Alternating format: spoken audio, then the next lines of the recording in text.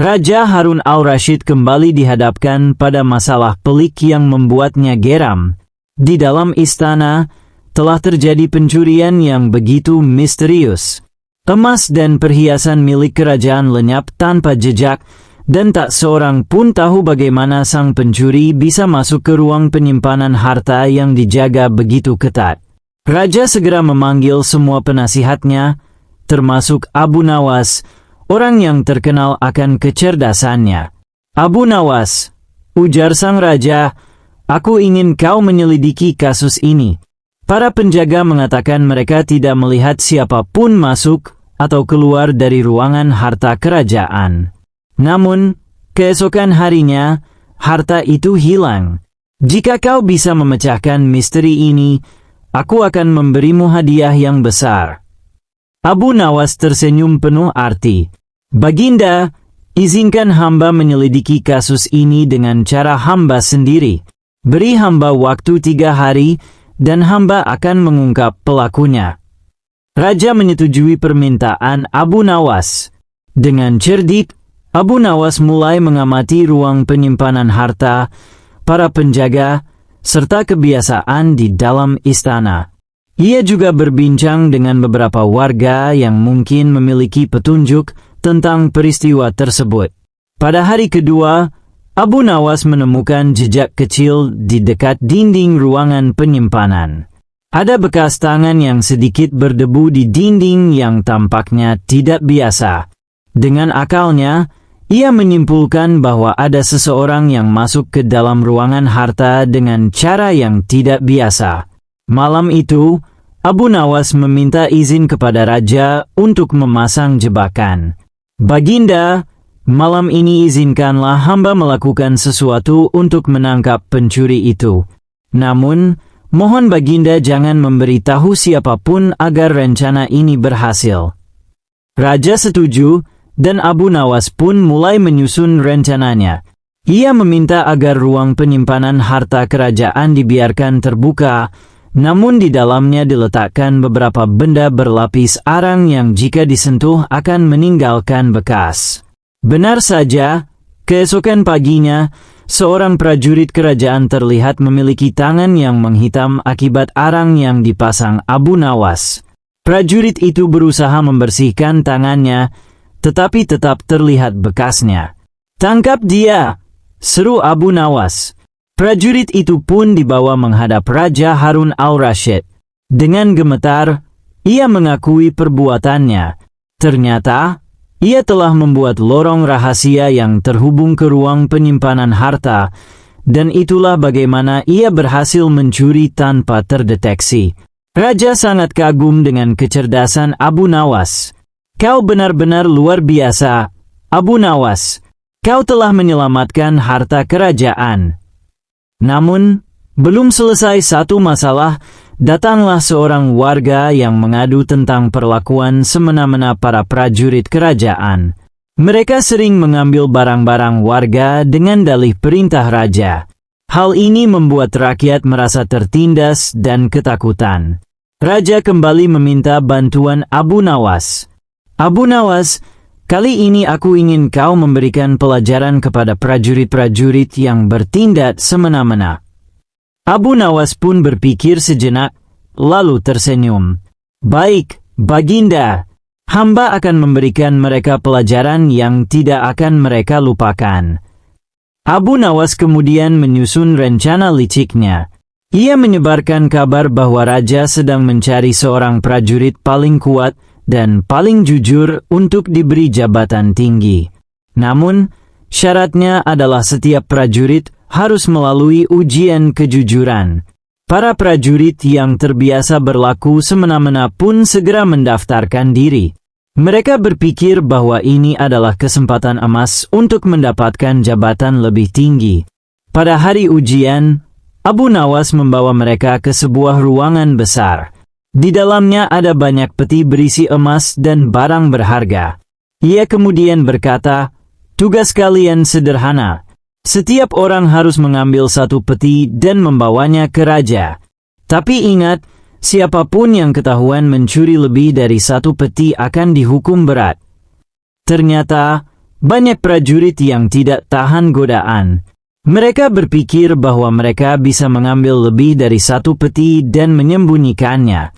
Namun, Abu Nawas telah memasang tanda rahasia pada setiap peti sehingga ia tahu mana yang diambil secara sah dan mana yang diambil secara diam-diam. Setelah semua prajurit kembali, Abu Nawas dan Raja mulai memeriksa peti-peti tersebut. Dengan mudah, mereka mengetahui siapa saja yang berbuat curang. Raja pun marah dan langsung menjatuhkan hukuman kepada mereka. Dengan cara yang licik namun cerdas, Abu Nawas berhasil membersihkan kerajaan dari prajurit-prajurit yang tidak jujur dan semena-mena. Para rakyat pun merasa lega dan bahagia. Sebagai hadiah, Raja memberikan Abu Nawas hadiah emas yang melimpah. Namun, seperti biasa, Abu Nawas tidak menggunakan emas itu untuk dirinya sendiri. Ia justru membagikannya kepada rakyat yang membutuhkan. "Terima kasih, Abu Nawas," kata rakyat dengan gembira. "Tanpa engkau, kerajaan ini akan penuh dengan ketidakadilan." Sejak saat itu, Abu Nawas semakin dikenal sebagai orang yang cerdas, bijaksana, dan penuh humor dalam menyelesaikan masalah kerajaan. Kisahnya terus dikenang sebagai legenda yang tak lekang oleh waktu.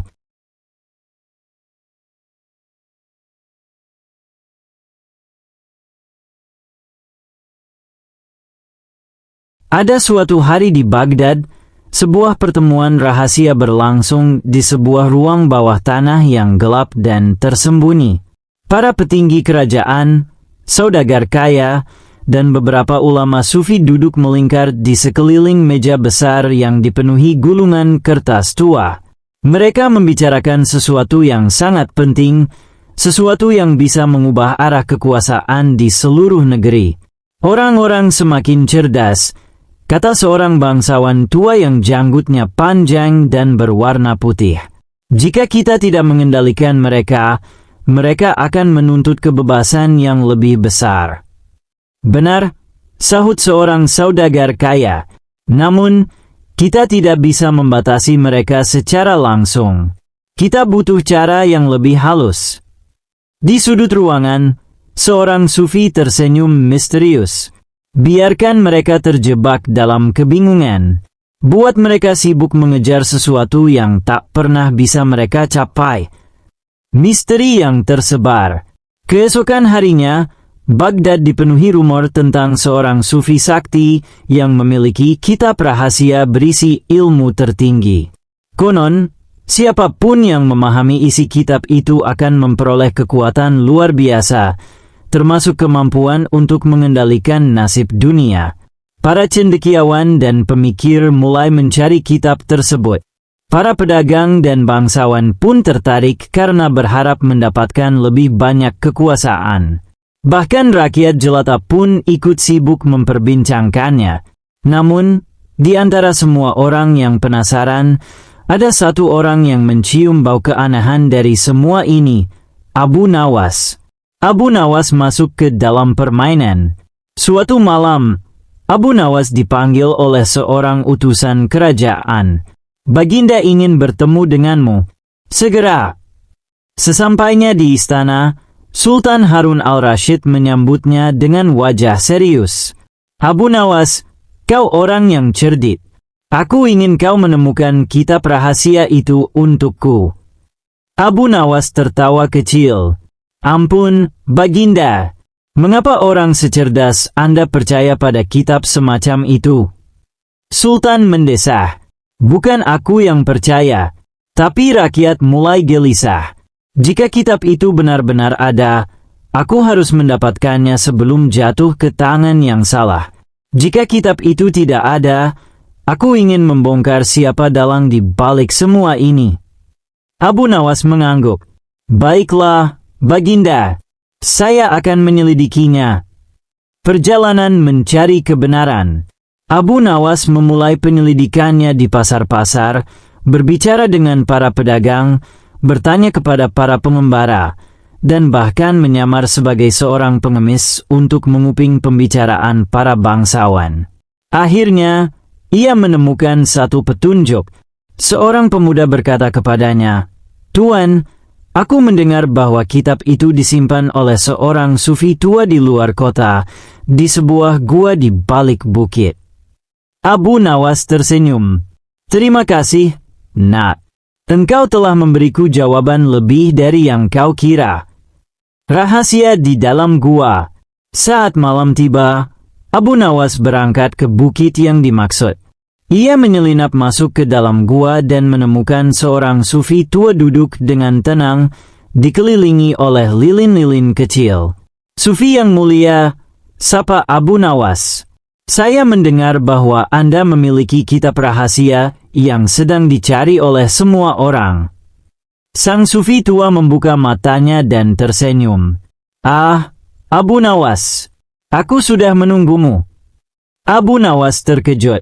"Menunggu saya?" Sufi itu mengangguk. "Ya, aku tahu bahwa pada akhirnya hanya engkaulah yang akan datang dengan pikiran yang jernih. Semua orang datang dengan keserakahan, dengan hasrat untuk berkuasa. Tapi engkau datang dengan keingintahuan dan kecerdasan." Abu Nawas mengerutkan kening. "Jadi, kitab itu benar-benar ada?" Sang sufi menghela napas. "Kitab itu ada, tapi isinya kosong." Abu Nawas terdiam sejenak, lalu tertawa terbahak-bahak. "Jadi, ini semua hanya permainan, sebuah tipu daya?" Sufi itu tersenyum. "Bukan tipu daya, tapi ujian. Para elit yang menyebarkan cerita ini ingin mengalihkan perhatian orang-orang. Mereka ingin membuat semua orang sibuk mengejar sesuatu yang tidak ada, sehingga mereka bisa terus berkuasa tanpa diganggu." Abu Nawas mengangguk mengerti. "Jadi, apa yang harus kita lakukan?" Sufi itu menyerahkan kitab kosong itu padanya. "Kembalikan kitab ini kepada Sultan, dan biarkan dia memutuskan apa yang akan dilakukannya. Tapi ingat, Abu Nawas, kadang-kadang kebijaksanaan bukanlah menemukan jawaban, melainkan mengetahui kapan harus berhenti bertanya."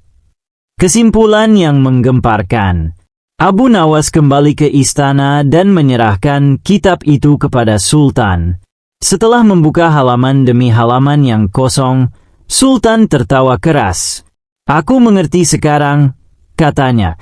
"Ini semua hanyalah ilusi yang diciptakan untuk mengontrol pikiran rakyat." Dengan pengumuman Sultan bahwa kitab itu hanyalah tipuan, kegelisahan rakyat pun mereda. Para elit yang mencoba memanipulasi keadaan terpaksa mundur, dan kehidupan di Baghdad kembali normal. Abu Nawas, seperti biasa, berhasil membongkar permainan yang penuh misteri dengan kecerdikannya. Ia pun kembali ke kehidupannya yang biasa, mengolok-olok kebodohan dunia sambil menikmati secangkir anggur dan syair yang indah.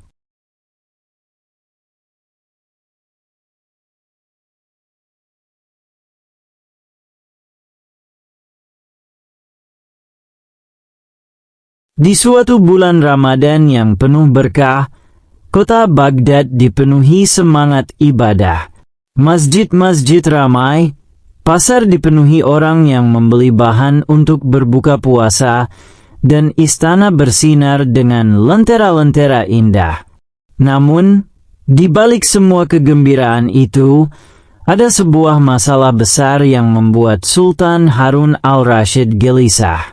"Abu Nawas," panggil Sultan dengan nada serius. Abu Nawas, yang sedang menikmati kurma dan segelas air di kedai kecil dekat istana, segera dipanggil oleh prajurit kerajaan. Dengan langkah santai, ia memasuki istana dan membungkuk hormat. "Ada apa gerangan, Baginda? Mengapa wajahmu tampak lebih tegang daripada unta yang kehilangan bayangannya di tengah padang pasir?" Sultan mendesah panjang. "Ramadan kali ini berbeda, Abu Nawas. Ada sesuatu yang aneh terjadi di kerajaan." Abu Nawas mengangkat alisnya. "Aneh bagaimana, Baginda?" Sultan Harun al-Rashid menghela napas dalam.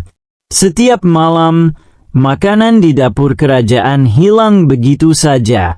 Para koki bersumpah mereka sudah menyiapkan hidangan, tetapi saat waktu berbuka tiba, makanan itu menghilang. Bahkan makanan sahur pun raib tanpa jejak. Abu Nawas mengusap janggutnya. Apakah ada jejak pencuri? Sultan menggeleng. Tidak ada satu pun jejak kaki. Tidak ada penjaga yang melihat apa-apa.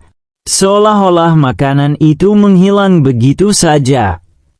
Abu Nawas tersenyum kecil. Menarik sekali, Baginda. Biarkan saya menyelidikinya. Jejak makanan yang hilang. Malam itu, Abu Nawas menyamar sebagai seorang pelayan dapur. Ia membantu para koki menyiapkan makanan berbuka puasa. Ada berbagai hidangan lezat, daging panggang, roti hangat, sup harira, dan buah-buahan segar. Setelah semua hidangan selesai, para pelayan meninggalkannya untuk beristirahat sebelum waktu berbuka tiba. Namun, Abu Nawas tetap di sana, bersembunyi di balik tumpukan karung tepung. Ia mengintai dengan cermat, matanya tajam seperti mata elang yang mengawasi mangsanya. Beberapa saat sebelum waktu berbuka, tiba-tiba udara di dalam dapur terasa dingin. Lilin-lilin mulai redup, dan Abu Nawas melihat bayangan aneh bergerak di sudut dapur. Dengan hati-hati, ia mendekat. Dan di sanalah ia melihat sesuatu yang tidak pernah dibayangkannya. Sebuah lubang rahasia di lantai dapur terbuka perlahan, dan dari dalamnya muncul seseorang yang berpakaian seperti pelayan kerajaan. Dengan cepat, orang itu mengambil makanan satu persatu, memasukkannya ke dalam sebuah karung besar, lalu turun kembali ke dalam lubang dan menghilang. Abu Nawas segera mendekati lubang itu dan mengintip ke dalam. Ada terowongan gelap yang mengarah ke suatu tempat di bawah istana. Misi di terowongan bawah tanah. Tanpa ragu, Abu Nawas mengambil sebuah obor dan masuk ke dalam terowongan itu. Ia mengikuti jejak si pencuri, melewati lorong-lorong yang berliku dan gelap. Udara di dalam terowongan itu lembab dan dingin, membuat bulu kuduknya meremang. Setelah berjalan cukup jauh, Abu Nawas mendengar suara orang berbicara. Ia segera bersembunyi di balik batu besar dan mengintip ke depan. Di sebuah ruangan besar yang diterangi obor, sekelompok orang sedang menikmati makanan yang mereka curi dari dapur istana. Di antara mereka ada seorang lelaki tua berjubah lusuh yang tampak seperti pemimpin mereka. "Saudara-saudaraku," kata lelaki tua itu, "kita harus terus melakukan ini." Para bangsawan dan pejabat kerajaan berpesta pora di istana sementara rakyat kecil menderita kelaparan. Kita hanya mengambil apa yang seharusnya menjadi hak kita. Abu Nawas mengangguk-angguk pelan. Jadi ini bukan sekadar pencurian biasa. Ini adalah bentuk protes terhadap ketidakadilan. Namun, ia tahu bahwa meskipun niat mereka mungkin baik, cara mereka tetap salah. Maka, ia harus menemukan solusi yang lebih bijak. Abu Nawas dan diplomasi cerdiknya. Dengan penuh percaya diri, Abu Nawas keluar dari persembunyian. "Wahai saudara-saudaraku," katanya lantang, "mengapa kalian harus mencuri makanan kerajaan ketika ada cara lain untuk mendapatkan keadilan?" Orang-orang itu terkejut melihatnya. Pemimpin mereka menyipitkan mata. "Siapa kau? Bagaimana kau bisa masuk ke sini?" "Aku adalah Abu Nawas, penasihat Sultan," jawabnya. "Aku datang bukan untuk menangkap kalian, melainkan untuk mencari jalan keluar terbaik bagi semua pihak. Orang-orang itu saling berpandangan. Pemimpin mereka menghela napas. Kami tidak ingin menjadi pencuri. Kami hanya ingin keadilan. Abu Nawas tersenyum. Kalau begitu, biarkan aku yang berbicara kepada Sultan. Aku akan mencari cara agar kerajaan lebih memperhatikan rakyatnya. Tetapi dengan satu syarat, mulai sekarang, kalian tidak boleh mencuri lagi. Setelah berdiskusi panjang, akhirnya mereka setuju. Keadilan di bulan Ramadan. Keesokan harinya, Abu Nawas menghadap Sultan dan menjelaskan semuanya. Baginda, makanan di istana berlimpah sementara di luar sana masih banyak rakyat yang kelaparan. Mungkin inilah saatnya kerajaan menunjukkan kepeduliannya. Bagaimana jika kita mengadakan buka puasa bersama rakyat setiap hari di alun-alun kota? Sultan Harun al-Rashid berpikir sejenak, lalu tersenyum. Ide yang luar biasa, Abu Nawas. Kita akan mengadakan perjamuan besar setiap malam di bulan Ramadan, di mana semua orang bisa makan bersama tanpa merasa kekurangan. Pengumuman itu menggema ke seluruh Baghdad. Setiap malam, rakyat berkumpul di alun-alun kota, menikmati hidangan yang disediakan oleh kerajaan. Tidak ada lagi pencurian makanan, tidak ada lagi kelaparan. Dan sekali lagi, Abu Nawas membuktikan bahwa kecerdikan dan kebijaksanaan bisa menyelesaikan masalah lebih baik daripada pedang atau hukuman. Sultan pun berkata, "Wahai Abu Nawas, kau memang selalu punya cara unik untuk menyelesaikan masalah. Tanpamu, mungkin kita hanya akan menangkap pencuri tanpa memahami alasan di baliknya." Abu Nawas hanya tersenyum, lalu menjawab, "Baginda, terkadang kita tidak perlu menghukum seseorang, cukup memahami mereka. Dan Ramadan adalah waktu yang tepat untuk berbagi dan memperbaiki keadaan." Dan dengan demikian, Ramadan tahun itu menjadi Ramadan yang paling damai dan penuh berkah dalam sejarah Baghdad.